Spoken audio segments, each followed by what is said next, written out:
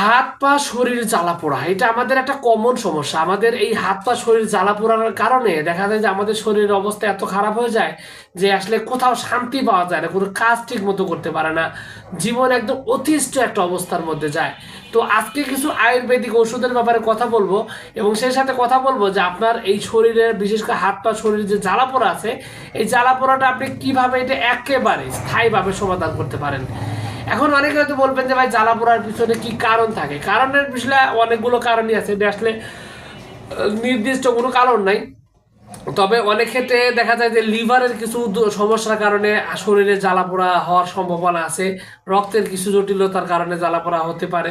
এছাড়াও শরীরে যদি আপনার কিছু পুষ্টির অভাব বা কিছু উপাদানে ঘাটতি পড়ে, সেক্ষেত্রে কিন্তু আপনার শরীর জ্বালা পোড়া, বিশেষ করে হাত পা জ্বালা পোড়া হতে পারে। এখন বিষয়টা হলো যে মেয়েদের ক্ষেত্রে সাধারণত সাদা স্রাব থাকলেও হাত পা শরীর জ্বালা পোড়া করে, মেন্সের সমস্যা, মাসিকের সমস্যা হলেও বা হরমোনের তারতম্য ঘটলে তখন হাত পা শরীর জ্বালা পোড়া করে। এখন বিষয়টা হলো যে আপনার যদি এই যে শরীর জ্বালা পোড়া আছে, জ্বালা পোড়া আপনি এটা কিভাবে সমাধান করবেন। প্রথম বিষয় হলো যে আপনি এই রোগের আয়ুর্বেদিকের অনেকগুলো ওষুধ পেয়ে যাবেন। তো অনেকগুলো ওষুধের মধ্যে সবার আগে যার নাম আসবে তার নাম হলো আমলকি রসায়ন।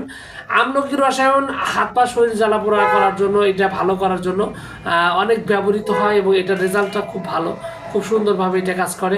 তবে বিষয়টা হলো যে এই হাত পা শরীর জ্বালা পোড়ার পিছনে যদি লিভারের কোনো কারণ থাকে, দোষ থাকে, জন্ডিসের কিছু বিষয় আছে, এই সমস্ত লক্ষণ থাকলে সেক্ষেত্রে আপনার এই যে এই আমলকি রসায়ন খুব ভালো একটা ওষুধ, উত্তম একটা ওষুধ, খুব ভালোভাবে এই ক্ষেত্রে কাজ করে।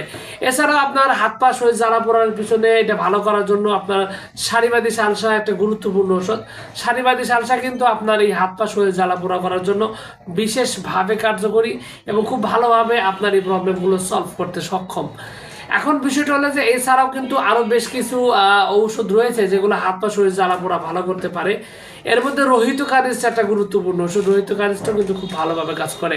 অনেক ক্ষেত্রে শরীরে পুরাতন জ্বর, দীর্ঘদিনের জ্বর, দিন দিন শরীর শুকিয়ে যাওয়ার কারণে জ্বালা পোড়া করে, সেই ক্ষেত্রে কিন্তু আপনার অমিতা রিস্টটা একটা গুরুত্বপূর্ণ ওষুধ, সেক্ষেত্রেও এটা ভালো কাজ করে।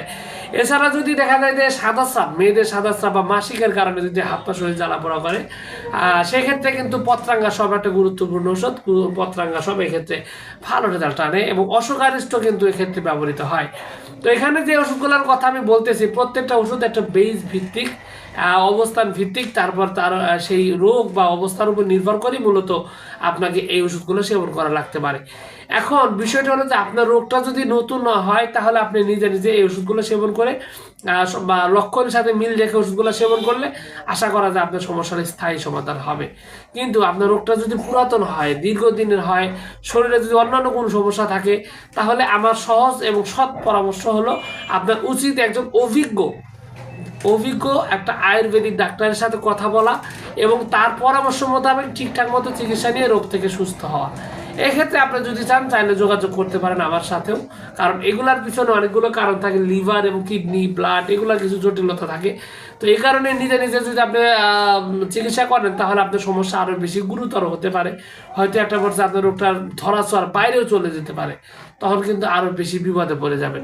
এজন্যই আপনার উচিত হবে একজন অভিজ্ঞ আয়ুর্বেদিক ডাক্তারের সাথে পরামর্শ করে তারপর আপনার সেই মোতাবেক চিকিৎসা নেওয়া। তো যাই হোক, সব কিছু মিলিয়ে এইটুকু ছিল আজকের ভিডিও।